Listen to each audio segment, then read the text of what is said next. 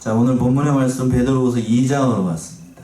2장 1절에서부터 11절까지 있는 말씀인데, 말씀의 제목은 1절에서도 그랬어요. 그러나 민가에 또한 거짓 선지자들이 일어났었나니 이와 같이 너희 중에도 거짓 선생들이 있으리라. 이렇게 말씀을 시작하고 있는데, 이 말씀을 의지해서 거짓 선생들을 조심하라 라는 말씀의 제목으로 수요 예배 시간 은혜 나누겠습니다.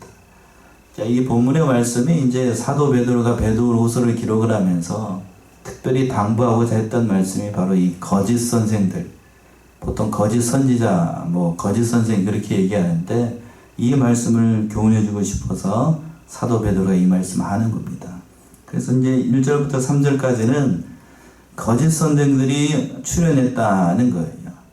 어디에서 출현했는가? 1절부터 3절까지. 두 번째는 거짓 선지자들에 대해서 하나님께서 그러나 다 심판하셨다. 그 역사적인 예를 들어서, 성경적인 예를 들어서 8절까지 그 하나님의 심판에 대해서 얘기를 하는 거고, 그리고 마지막으로 9절부터 11절까지 경건한 자는 하나님께서 구원하시지만 불의한 자는 반드시 하나님께서 심판하신다는 말씀을 통하여서 우리가 삶과 신앙생활을 할 때에 이단의 미혹에 빠지지 않고 거짓 선지자들, 거짓 선생들을 미혹하는 그러한 역사를 잘 분별해서 나의 신앙을 잘 지켜나갈 것을 당부한 아주 귀한 본문의 말씀입니다. 자금의 이 시대가 참으로 이 거짓 선생들이 많이 추돌해냈어요. 1절 보시면 먼저 1절, 그러나 민가에 또한 거짓 선지자들이 일어났었나니 이와 같이 너희 중에도 거짓 선생들이 있으리라. 저희는 멸망케 할 이단을 가만히 끌어들여 자기들의 사신주를 부인하고 임박한 멸망을 스스로 취하는 자들이라. 그러나 민가에 거짓 선지자들이 일어났었다. 여기서 민가라고 하는 건 그 이스라엘 백성들을 얘기를 하는 거예요. 그러니까 오늘날로 얘기한다라고 하면 바로 저와 여러분들에게 그 거짓 선지자들이 일어났다는 거예요. 구약 시대에도 많은 거짓 선지자들이 일어났고, 지금도 있나요, 없나요? 있습니다. 많이 있어요. 거짓 선지자들이 많이 일어났고, 앞으로도 많이 일어날 겁니다. 앞으로도. 그러나 거기에 미혹받으면 신앙에서는 많은 손해를 보게 됩니다. 오늘날 대표적으로 한국교회를 어지럽히고 있는 이 신천지, 참으로 근데 오늘 본문의 말씀 개정판 보게 되면 9절인지 10절인지 당돌하다는 얘기가 나오는데요. 그런 말이 나옵니까? 당돌하다는 말이 나오는데, 참 당돌해. 당돌해. 그러한 일을 하고 있는 자들이 바로 이 거짓 선지자들. 그 미혹을 받아서 그런 거죠. 미혹을 받아서. 그래서 거짓 선지자라고 그랬어요. 그러니까 거짓 선지자는 그러니까 맨 위에 있는 사람을 얘기를 하겠죠. 맨 위에 있는 사람. 그러니까 신천지로 얘기하면 누구를 얘기를 하는 거예요? 그 사람을 얘기를 하는 거고. 저는 이름도 얘기하고 싶지 않아. 그 사람을 얘기를 하는 거고. 그러니까 자기가 영감을 받았다. 푸른 감람나무다. 또 인된 자다. 아무튼 이긴 자다. 뭐라고 얘기를 합니다. 그게 다 누구에게 적용되는 거냐면, 계시록에 있는 모든 말씀도 누구에게 다 적용되는 거죠? 그게 아니고 한 사람에게 적용이 돼요. 자, 예수님에게 다 적용되는 그 말이, 그 말을 갖다가 그들은 누구에게 적용되는 거라고 얘기를 하는 거냐면, 그 사람한테 적용된다라고 얘기를 하는 거니까 너무 얼토당토 없는 얘기를 하는 거지요. 그러니까 그런 사람들이 많이 일어났어요. 구약 시대에도 그렇고 지금 이 시대에도 그렇고. 이와 같이 너희 중에도 거짓 선생들이 있다. 그 영감을 받은 우두머리격이 된 사람이 거짓 선지자라고 이제 굳이 따진다라고 하면 얘기를 할 수 있는 거고, 거짓 선생이라고 하는 것은 그 사람들의 가르침을 받아서 그 밑에서 그 모든 성경적인 진리를 잘못 가르치는 일반적인 모든 교사들, 오늘날의 목회자들 얘기를 하겠지요. 그런 사람들 얘기를 하는 겁니다. 그러니까 이 사람들이 어떻게 들어오는가? 너희 중에 멸망케 한 이단을 어떻게 끌어들였다고 하는데, 중간절에 가만히 끌어들여요. 가만히. 그러니까 이단이라는 말의 뜻이, 그 헬라어 본래의 뜻은 선택이라는 말이에요. 선택이라는 말인데, 중대한 기본적인 그 교리에, 기독교 교리 중에서 가장 중요한 부분들을 조금씩 변질시키는 것을 이단이라고 얘기를 하는 거예요. 이단. 그러니까 우리말로는 뭐가 다르다는 얘기, 한문으로는 끝이 다르다는 얘기인데, 헬라어 말은 어떤 것을 선택한다, 조금씩 뭔가를 하나씩 첨가한다, 그런 의미가 담겨 있어. 그러니까 이단이 진리에서, 이제 본래의 기독교 정통 진리에서 뭔가를 하나하나씩 뭔가를 첨가하고 뭔가를 선택을 할 때에 그런 거를 하는 거예요.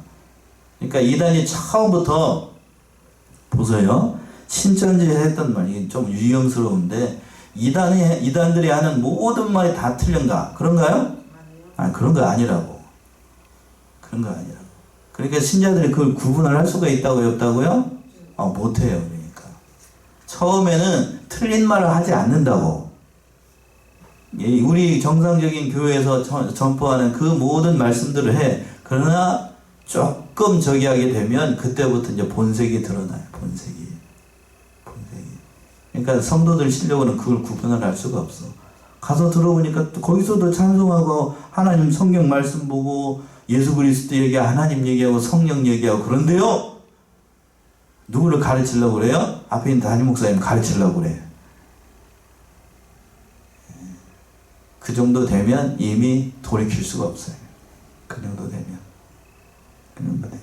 그러니까 이단이라고 하는 것이 그런 존재라고 하는 걸 우리가 깨닫고, 처음부터 어떻게 해야 돼요? 가지 않아야 돼. 가만히 끌어들인다고 그랬잖아요. 가만히 끌어들여서. 그리고 또 뭐라고 그랬냐면, 자기들의 사신주를 부인하게 만들어. 본색을 드러내지 않고 가만히 끌어내려가지고 결국에는 자기가 믿는 그 예수 그리스도를 부인하게끔 하는 거예요.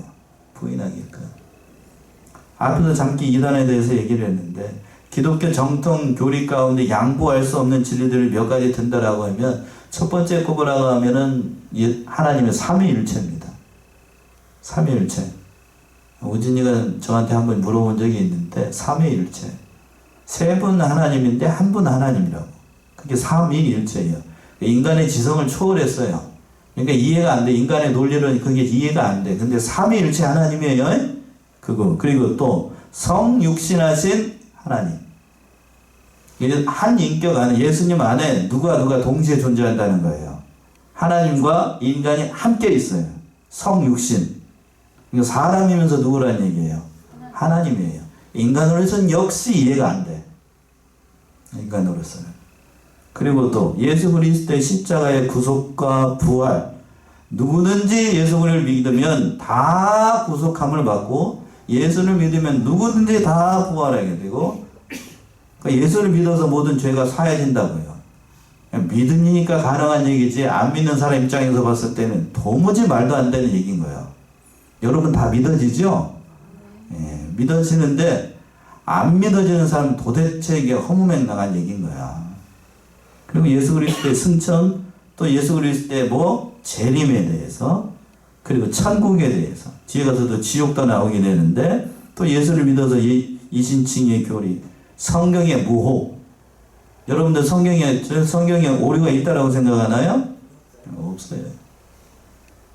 여기서 성경의 무호라는 얘기는 성경에 기록한 최초 원본을 얘기를 하는 거예요. 원본? 성경 무호를 얘기를 했다는 처음에 기록한 성경 원본을 얘기를 하는 겁니다. 근데 우리가 보고 있는 이 성경 책에는 오류가 있을까요? 없을까요? 있지요. 인쇄본이 이 성경에는, 제가 보는 성경, 여러분들이 보는 성경에는 오류가, 오자가 있어. 오류라고 얘기하면 또 오해하니까. 오자가 있다고. 인쇄소에 잘못 넣었든지, 여러분들이 저기 해가지고 한자를 지우든지 오자가 있다고요. 그러나 본래에 하나님께서 베드로 후서를 처음 기록을 할 때 쓸 때에는 거기에는 오류가 있다고요? 없다고요? 없어요. 없어요. 그걸 근데 다른 사람이 옮겨 적을 때 그 사람에게는 잘못 썼어요. 깍깍 졸다가 한자를 빼먹고 썼어. 근데 그 후에 있는 사람들이 그걸 다 정줄을 알고 그걸 썼어. 그거는 이제 오자가 생긴 거예요. 그런 거예요. 또 성령에 대해서 얘기를 할 때에 성령은 다 능력이라고만 얘기하는 거 그거 아니에요. 성령은 인격인데 그것에 대해서 부인하는 것 등 성경의 그 이러한 기본적인 원리에 대해서 조금씩 다르게 해석하는 걸 가리켜서 이단이라고 얘기를 합니다. 그러니까 정통적으로 정식적으로 신학을 하지 않으면 일반적인 성도들 같은 경우 이걸 구분하기가 참 쉽지 않아요. 전문적으로 훈련받은 저 같은 사람도 처음에는 잘 몰라요. 근데 이제 조금 듣다 보면 알게 됩니다. 야, 이게 잘못됐다. 금방 알게 되는데 일반 성도들 같은 경우 그걸 구분하기가 쉽지 않다고. 아차하면 빠지게 되니까. 그러니까 처음부터 어떻게 하는 게 좋아요? 가지 않는 게 좋이고 그런 자들을 근처하게 하는 겁니다. 그래서 하나님께서 베드로후서를 통해서 뭐라고 얘기를 하냐면 그 하반절에 1절 하반절에 임박할 멸망을 스스로 취하는 자들이라고 했어요. 그러니까 그런 사람들은 스스로 하나님의 심판을 받으려고 그렇게 하는 자들이라고요. 또 2절 보시면 2절 여럿이 저희 호색하는 것을 쫓으리니 이로 인하여 진리의 도가 회방을 받을 것이요. 여럿이 저희 호색하는 것을 쫓는다. 이단자들, 거짓 선지자들을 따르는 사람들의 대표적인 특징이 바로 호색, 음란방탕하다는 얘기예요. 음란하다는 얘기입니다. 그러니까 이걸 왜 이들이 자꾸 왜 쾌락주의로 빠지게 되고 세상을 추하게 되는가? 그들이 가지고 있는 게 진짜가 아니기 때문에 사람들을 미혹하려고 하게 되면 다 뭔가 보여줘야 돼요. 그러니까 자꾸 이런 것으로 빠지게 된다고. 이로 인해서 어떻게 되는가? 진리의 도가 해방을 받게 된다.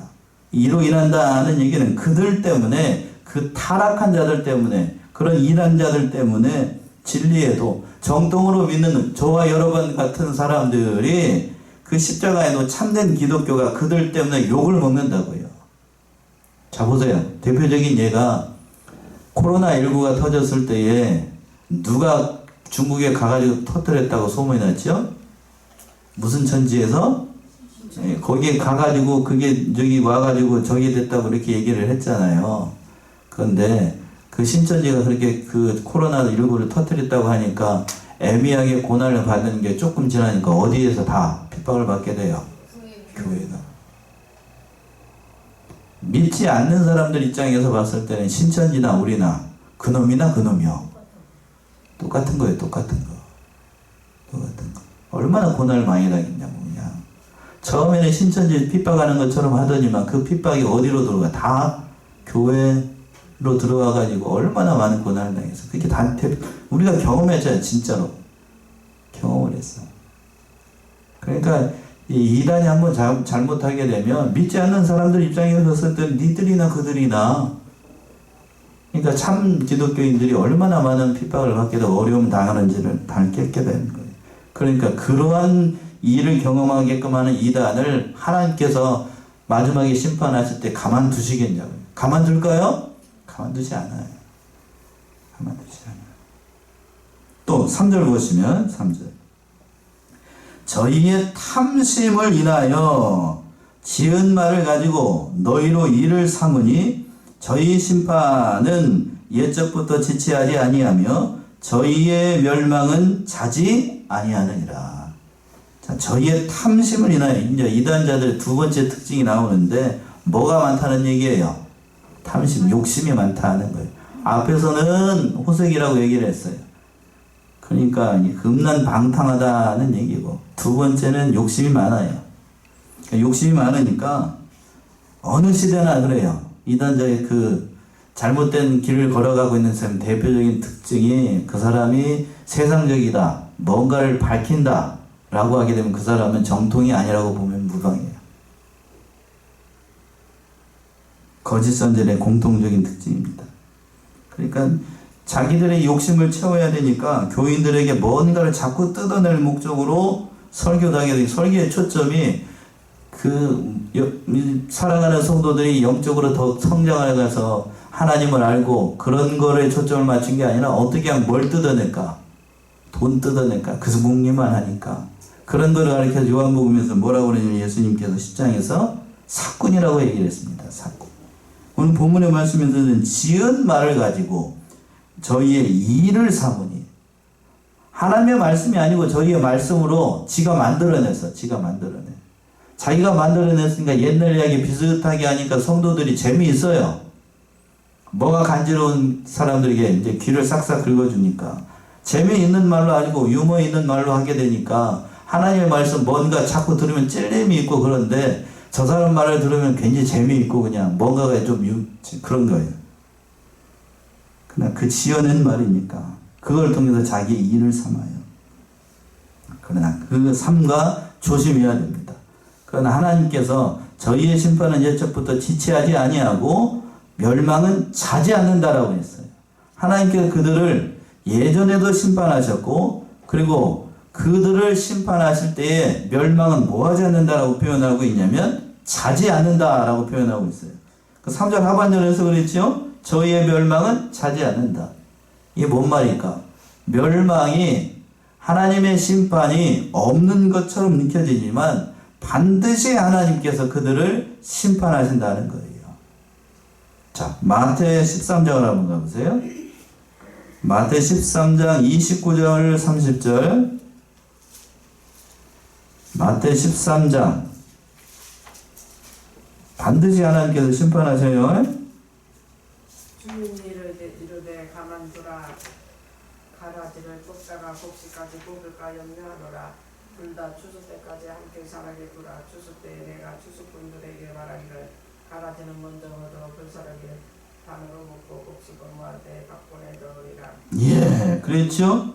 29절에서 주인이 가로되 가만두어라. 가라지는 뽑다가 곡식까지 뽑을까 염려하노라. 둘 다 추수 때까지 함께 자라게 두어라. 추수 때에 내가 추수꾼들에게 말하기를 가라지는 먼저 거두어 어디에 던지고? 불사르게 던져버리고. 그러니까 그 하나님의 심판이 반드시 있다는 거예요. 지금은 그걸 뽑다가 뭐까지 상할 수 있으니까, 곡식까지 뽑을 수 있으니까 가만두는 것 뿐이에요. 참고 계시는 거예요, 하나님께서. 성도들이 혹시라도 상할까봐 참고 계시는 것 뿐이지, 때가 되면 하나님께서 심판하십니다. 때가 되면. 그리고 또 맞으면 이제 두 번째 되지 4절부터 8절까지 보시게 되면 거짓 선지자들을 하나님께서 구체적으로 어떻게 심판하셨는가, 심판하신다고 하시니까 심판하신다는 얘기인데, 4절 보시면 4절 어느 분이 한번 읽어보시겠습니까? 하나님 범죄한 천사들을 용서하지 아니하시고 지옥에 던져도 그들이 그 심판 때까지 지키게 하셨으며. 예, 하나님이 범죄한 천사들 용서치 아니하시고 어디에 던졌다고요? 지옥에 던졌어요. 또 던져 어두운 구덩이에 두어 심판 때까지 지키게 하셨다. 범죄한 천사들을 용서하지 않았다라고 냈어요.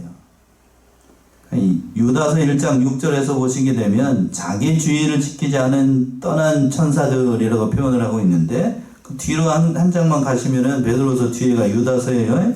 조금만 넘기면 유다서인데 한번 보세요. 유다서 1장 6절 보시면, 유다서 1장 6절. 또 자기 지위를 지키지 아니하고 자기 처소를 떠난 천사들을 큰 날의 심판까지 영원한 결박으로 흑암에 가두셨으며. 예. 또 자기 지위를 지키지 아니하고 자기 처소를 떠난 천사들을 큰 날의 심판까지 영원한 결박으로 어디에 가뒀다고요? 흑암에 가뒀어. 자기 지위를 떠난 천사, 누구를 가리키는가 하면은 누구를 가리켜요? 예. 세 명의 천사 가운데에 기독교는 세 명의 천사장이라고 얘기를 해요. 첫 번째는 가브리엘 천사 보통 얘기를 합니다. 예수님의 그 수태고지를 얘기했던 가브리엘 천사, 또 하나 천사 또 누구죠? 미자를 쓰라고 합니다. 미가엘 천사. 보통 우리 성경에서 보게 되면 전쟁 천사로, 수호 천사로 보통 얘기를 하는 미가엘 천사. 그리고 또 하나가 누구냐면 루시엘이에요. 루시엘. 정확하게는. 그러니까 처음에는 하나님께서 이 세 명의 천사장을 세웠는데, 세 명의 천사장 가운데에 그래도 질서상으로 위가 누구였냐면 루시엘이에요. 루시엘. 셋 중에서도 위가 루시엘입니다. 이 루시엘의 본래의 임무가 뭐였었냐면 하나님을 찬양하고 하나님의 영광을 드러내는 게 루시엘이에요. 루시엘. 근데 이 루시엘이 위를 보고 아래를 보니까 자기보다 다 아래야. 위에는 누구밖에 없어? 하나님밖에 없어. 그러니까 누구랑 견주겠다. 하나님하고 견주겠다라고 해다 그 속셈을 누구한테 들켜요? 하나님한테 들켜가지고 쫓겨나가지고 떨어진 곳이 어디냐면 어디라고 되어 있어요? 2장 4절에서 베드로서 2장 4절. 지옥에 떨어진 거예요. 지옥에. 또 쫓겨난 곳이 지옥입니다. 쫓겨난 곳. 근데 여기 헬라어 원어로 보게 되면 이게 우리가 좀 오늘 이 시간 좀 헬라어를 공부해야 되는데, 이 우리말로는 지옥이라고 번역을 했는데 이게 헬라어로 보게 되면 탈타로스라는 건데, 탈타로사스 이렇게 얘기하는데, 이게 성경에서 여기에만 있는 말이에요. 여기에만. 그러니까 보통 성경에서 지옥이라 또는 음부라고 얘기를 할 때에는 몇 가지가 있습니다. 보통 게헨나라고도 얘기하고, 또는 오늘 본문의 말씀처럼 탈타로사스, 또는 보통 얘기할 때에 하데스 얘기를 이렇게 얘기합니다. 게헨나나 또는 하데스는 많이 들어봤을 거예요. 그냥 많이 들어봤죠. 하데스, 죽음의 곳, 그것을 얘기를 하는데, 지옥이라는 말은 성경에서 여기 나와 있어요. 근데 이 지옥이라는 의미가 뭐냐면 음부 중에서 가장 깊은 곳이 지옥이에요. 어디에서 가장 깊은 곳? 지옥 중에서도 가장 깊은 곳이 이걸 얘기를 하는 거예요. 그러니까 우리는 보통 뭐라고 얘기를 합니까? 그냥 지옥이라고 얘기를 하는데, 우리말은 그런데 엄밀하게 얘기한다라고 하면 음부 중에서 가장 깊은 곳이 어디예요? 지옥이에요. 그 지옥 한가운데 누가 내려가 있냐면 사단이 내려가 있는 거예요. 사단이. 그러니까 음부, 전체 음부 중에서 가장 깊은 곳에 있는 것이 사단이에요. 사단. 거기에다 가뒀어. 근데 성경은 베드로후서에서 꼭 얘기하라고 해요. 어두운 구덩이라고 되어 있어요. 어느 때까지 가둔다고요? 심판 때까지. 그러니까 하나님을 모욕하는, 하나님을 대적했던 이 천사가 이런 곳에 갇혀 있는 거예요. 그러니까 이러한 흉악한 마귀가 있는 곳에 따라가는 그 불쌍하고 가련한 인생들은 그 말로가 어떻겠냐고. 그치요? 그 얘기를 지금 얘기를 하고 있어요. 직계 하나님께서 심판하신다고요. 그렇게 심판하셨다고. 또 5절 보시면, 여기까지 하면 너무 기니까 또 5절 보시면, 5절 한번 읽어보시겠습니까?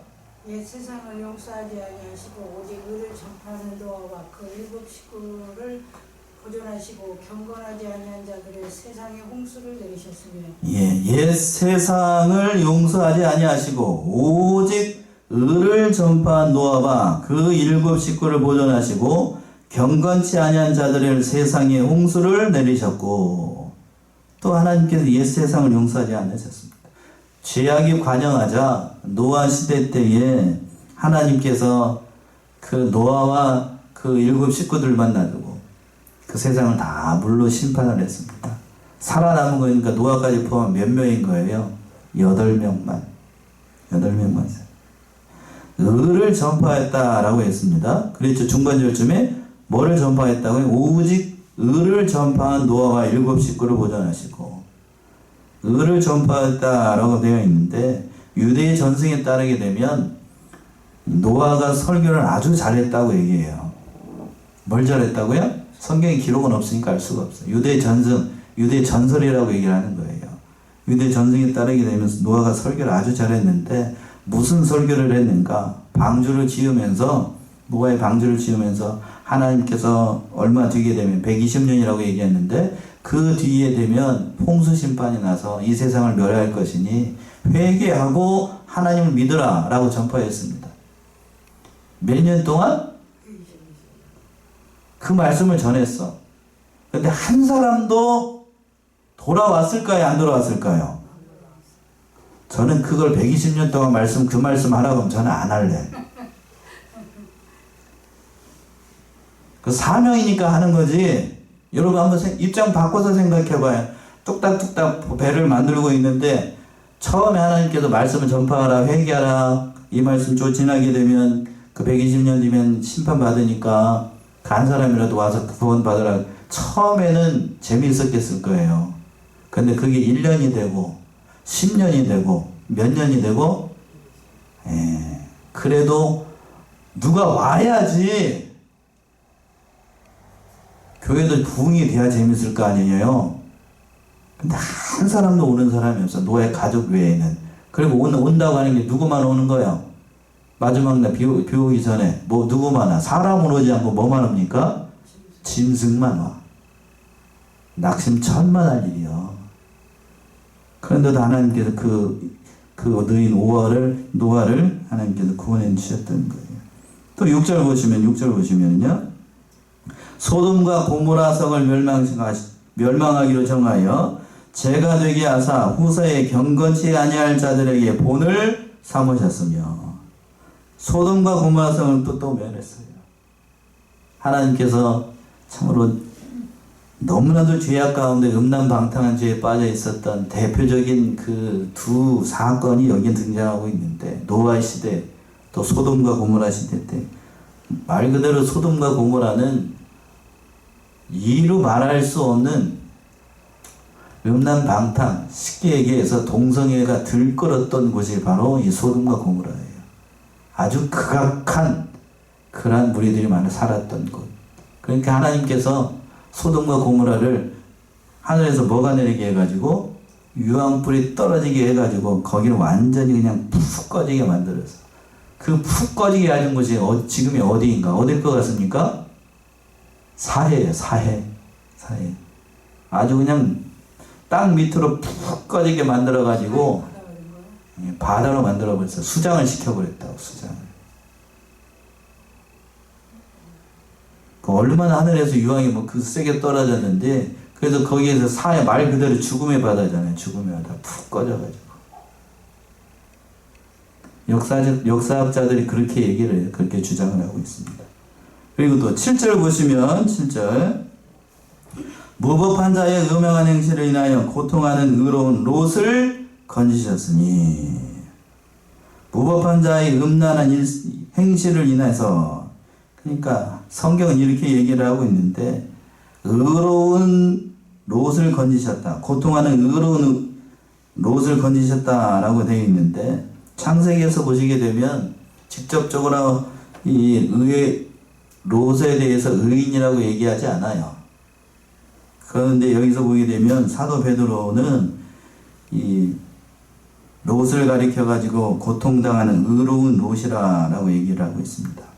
뭐가 그러면 베드로가 봤을 때에 롯을 의롭다라고, 이렇게 의로운 자다라고 칭할 수 있는가? 그거는 그 다음 절에 그 답에 나와 있어요.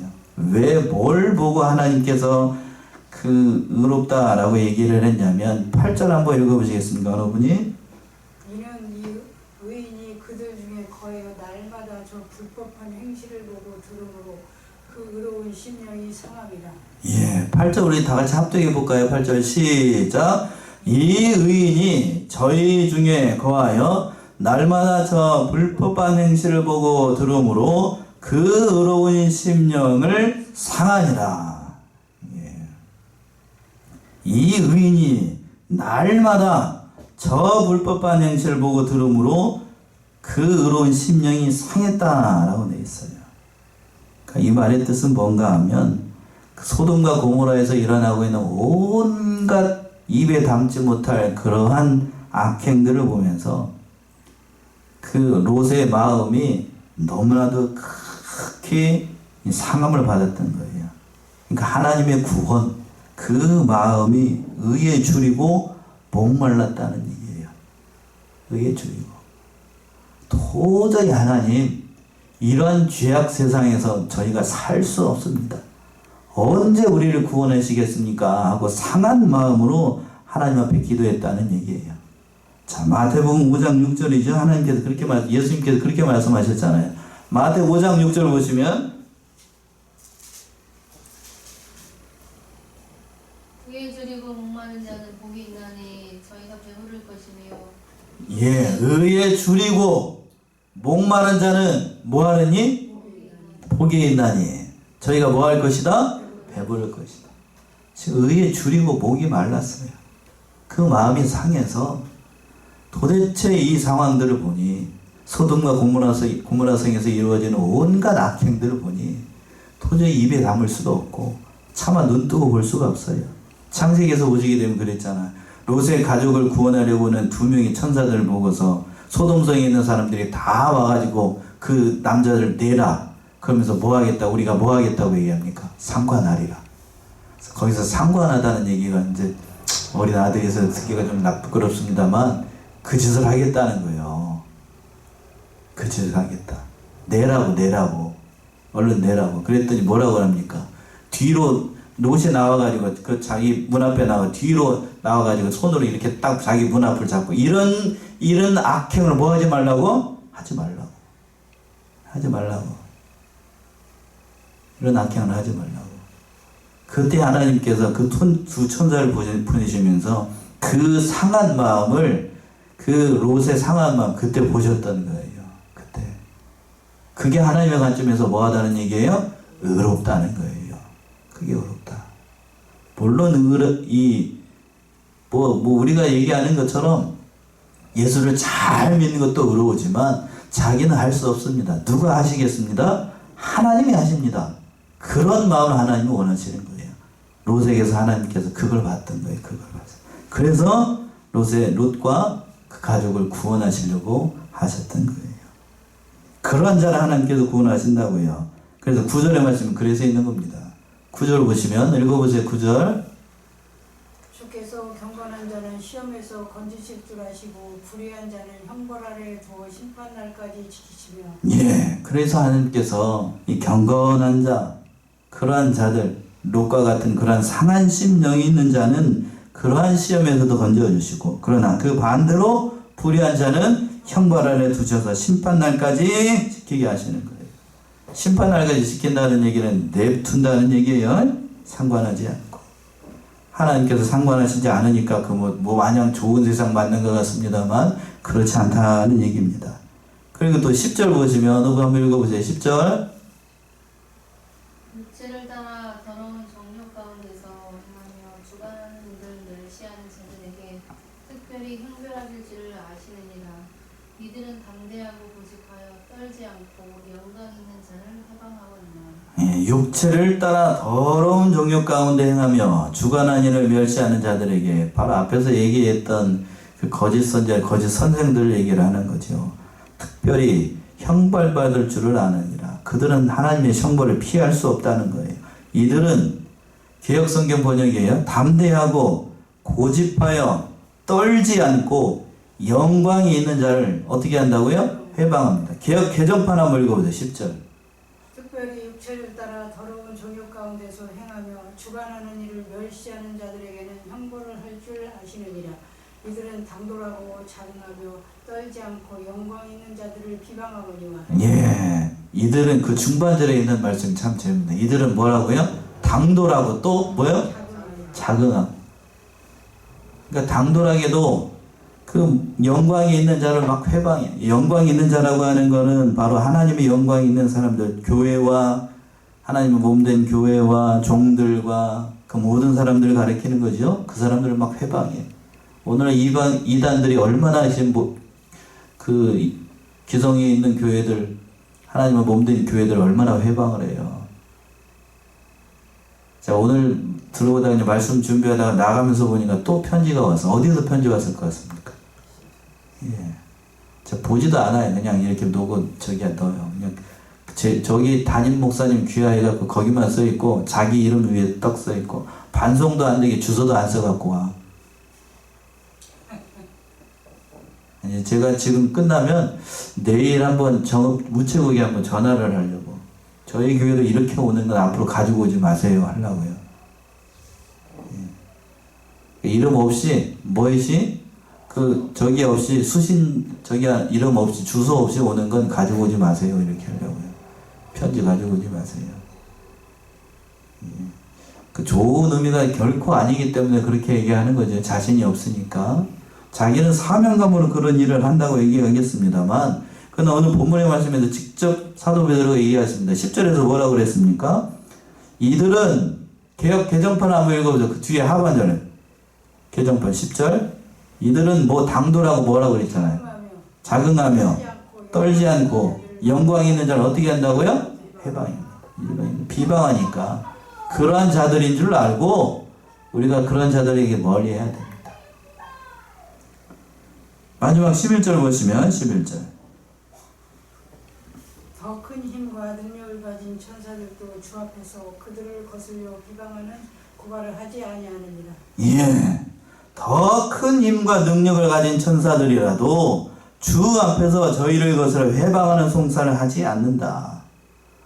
이 말의 뜻은 뭔가 하면 큰 큰 힘을 가지고 있는 천사들이라고 할지라도 하나님 앞에서는 감히 하나님 앞에 그 뜻을 거스르지 않는다는 얘기예요. 이게 무슨 얘기예요? 뭘 염두에 두고 한 말이냐면 유다서 1장 9절 한번 가보세요. 유다서 1장 9절에서부터 10절. 1장 9절이요? 예, 1장 9절에서부터 10절. 천사장 미가엘이 모세의 시체에 관하여 마귀와 다투어 변론할 때에 감히 비방하는 판결을 내리지 못하고 다만 말하되 주께서 너를 꾸짖으시기를 원하노라 하였거늘 이 사람들은 무엇이든지 그 알지 못하는 것을 비방하는도다. 또 그들은 이성 없는 짐승같이 본능으로 아는 것으로 멸망하느니라. 예. 이게 무슨, 이 말씀 염두에 두고 한 표현이에요. 자, 천사장 미가엘이 모세의 시체에 대해서 마귀하고 이게 서로 변론한 일이 있었습니다. 왜 그 모세의 시체를 어디에다 숨겼느냐, 아마 그걸 가지고 이렇게 서로 변론을 한 것 같아요. 이게 하나님의 뜻이냐, 아니면 네가 숨겼냐, 내가 숨겼냐, 뭐 이렇게 하면서 막 싸우니까, 그럴 때 감히 천사장 미가엘이 그 마귀하고 그 판결하지 않고 다만 누가 함께 하시기를 주께서 너를 꾸짖기를 원한다라고 하고 감히 그 마귀에 대해서 무슨 말을 하지 않았어요.